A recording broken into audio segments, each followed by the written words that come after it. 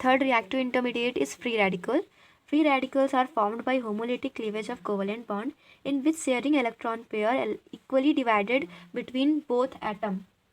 Free radicals जो होते हैं वो होमोलिटिक क्लीवेज से बनते हैं, कोवलेंट बॉन्ड के होमोलिटिक क्लीवेज से बनते हैं, जिसमें जो शेयरिंग इलेक्ट्रॉन पेयर होते हैं वो दोनों बॉन्डेड एटम पे दोनों पे जाते हैं। मतलब अगर एक ये कंपाउंड है, इस पे होमोलिटिक क्लीवेज हुआ तो जो इलेक्ट्रॉन पेयर है वो इस पे भी जाएगा, एक इस पे भी जाएगा और वो फ्री रेडिकल्स बन जाएंगे।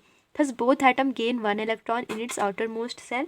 दोनों ही इलेक्ट्रॉन जो होते हैं, दोनों ही एटम जो होते हैं वो एक एक इलेक्ट्रॉन गेन कर लेते हैं अपने आउटर मोस्ट सेल में। Hence they are called free radicals, इसीलिए इनको फ्री रेडिकल्स बोलते हैं। और ये न्यूट्रल स्पीसीज होते हैं, they are neutral species. Method of preparation, ये कैसे बनते हैं? तो फर्स्ट मेथड है photochemical method. Some organic molecules form free radicals by photochemical fission in presence of UV lights. कुछ ऑर्गेनिक मॉलिक्यूल्स जो होते हैं वो फ्री रेडिकल्स बनाते हैं फोटोलिटिक या फोटोकेमिकल फिजन से। मतलब हम वो कंपाउंड लेंगे या वो मॉलिक्यूल लेंगे, उसमें सनलाइट पास कराएंगे जिससे वो फ्री रेडिकल्स में डिवाइड हो जाएंगे। तो जैसे Cl2 लिया हमने, उसमें सनलाइट के प्रेजेंस में रिएक्शन करवाई तो एक इलेक्ट्रॉन पेयर एक सेल Cl पे आ गया और दूसरे Cl पे चला गया, तो ये फ्री रेडिकल्स बन गए। इसी तरह CH3 CO CH3 एक C पे इधर गया, एक C पे इधर आ गया। CH3C यहाँ पे पहले ही एक, ये नहीं होगा, यहाँ यूवी लाइट पास कराई इसमें तो एक इस पे आ गया एंड एक इस पे आ गया, ये फ्री रेडिकल्स बन गए। सेकंड है थर्मल फ्यूजन से हम बना सकते हैं फ्री रेडिकल्स। कुछ मॉलिक्यूल जो होते हैं वो फ्री रेडिकल बनाते हैं रूम टेम्परेचर पे। फिर जैसे कि एग्जांपल के लिए देख लेते हैं tetra methyl lead on heating decompose to give methyl free radical. ये टेट्रा मिथाइल लीड है। पीबी का जो फार्मूला होता है, लीड का जो फार्मूला होता है वो पीबी होता है। इसको हमने हाई टेम्परेचर पे रिएक्ट करवाया तो ये 4CH3 हो गया और ये पीबी बन गया, फ्री रेडिकल्स बन गए। Cl2 and Br also undergoes thermal fusion to form free radicals. Cl2 और Br2 दोनों ही थर्मल फ्यूजन में फ्री रेडिकल्स बनाते हैं। अब रिएक्शंस ऑफ फ्री रेडिकल्स क्या होंगी? Free radicals are highly unstable and active. जो फ्री रेडिकल्स होते हैं वो बहुत ही अनस्टेबल होते हैं और एक्टिव होते हैं। They react in such a way to gain stability by their unpaired electrons get paired.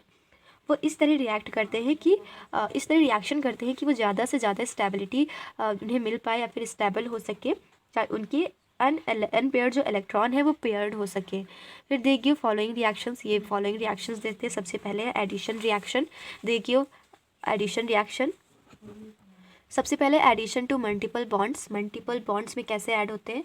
तो CH3 CS double bond CH2 plus Br, ये फ्री रेडिकल है इसके पास एक, Br के पास। तो CH3 सिंगल बॉन्ड CH3 एक फ्री रेडिकल इस पर शिफ्ट हो गया और Br जो है यहाँ अटैच्ड हो गया, यहाँ पे एक बॉन्ड कम हो गया, स्टेबिलिटी को वैलेंसी को बैलेंस करने के लिए यहाँ पे बॉन्ड हट गया। फिर हाइड्रोजन से कैसे ऐड होंगे? तो हाइड्रोजन से ये CH3 फ्री रेडिकल था, यहाँ पे एक हाइड्रोजन ऐड हो गया और जो फ्री रेडिकल है वो H पे आ गया। हाइड्रोजन से भी सेम वैसे ही हुआ, ये फ्री रेडिकल हट गया और I इसमें अटैच्ड हो गया। फिर ऑक्सीजन से कैसे रिएक्ट किया? इसमें भी ऑक्सीजन PH3C यहाँ पे फ्री रेडिकल था, फिर O2 के रिएक्ट करवाया तो PH3CCCPH3 पर ऑक्साइड बन गया। एडिशन विद मेटल से जब रिएक्ट कराया गया तो PH3CNA बन गया। फिर कॉम्बिनेशन, सेकेंड रिएक्शन क्या होगी? कॉम्बिनेशन रिएक्शन होगी।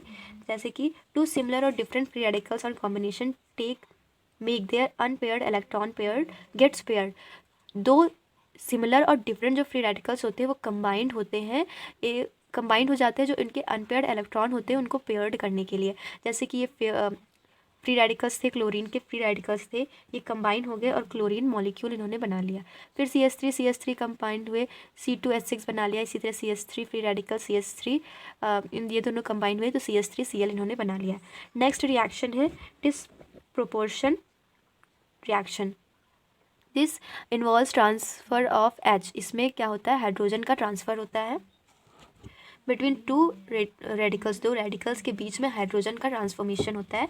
दिस इज़ मोर फेवरेबल, ये बहुत ही ज़्यादा फेवरेबल होता है, मतलब इसको सबसे ज़्यादा ये रिएक्शन एक्सेप्ट की जाती है।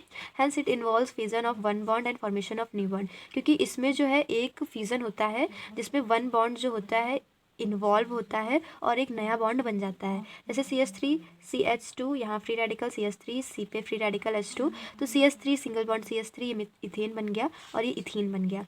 फिर एब्स्ट्रैक्शन क्या होता है, फ्री रेडिकल्स में एब्स्ट्रैक्ट रिमूव कर दिया जाता है एक हाइड्रोजन एटम सैचुरेटेड कंपाउंड से। जो फ्री रेडिकल्स होते हैं वो सैचुरेटेड कंपाउंड से एक हाइड्रोजन रिमूव कर देते हैं।